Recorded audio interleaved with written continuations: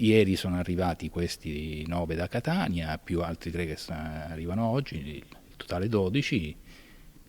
Abbiamo fatto fronte a queste esigenze di accoglienza e continueremo a farlo. Sapete quanti ne arriveranno nei prossimi giorni, nelle prossime settimane?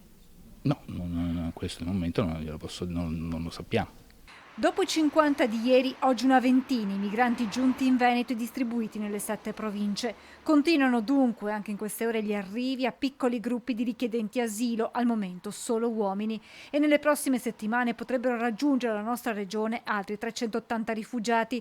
Per il prefetto di Treviso la situazione è sotto controllo. Noi da alcuni mesi riceviamo normalmente delle persone nelle nostre strutture di accoglienza, anche Caserma Serena, Caserma di Oderzo e altri centri. Il prefetto di Venezia, Vittorio Zappalorto, ieri facendo il punto della situazione non aveva nascosto la propria preoccupazione perché in Veneto sono ormai chiusi i vecchi hub e posti in strutture sufficientemente grandi non ve ne sono. Il sistema dell'accoglienza è ormai saltato, ha commentato il rappresentante del governo, ma si sapeva che si sarebbe arrivati a questo punto. Noi facciamo il massimo, siamo pronti ad accogliere ogni disponibilità da parte di enti o istituzioni.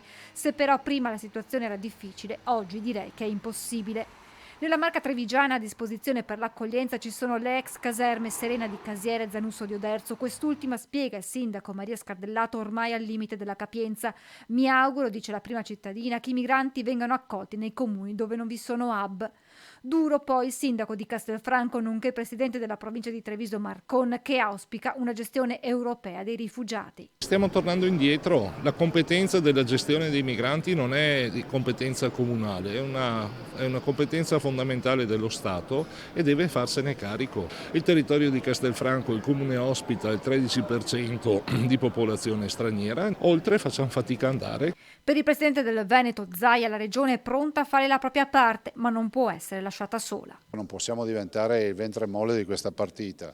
Noi siamo una terra ospitale, conosciamo l'ospitalità, la solidarietà, una persona ogni 5 fa volontariato, se qualcuno scappa dalla morte o dalla fame non ci siamo mai tirati indietro, ma non possiamo diventare un hub nazionale.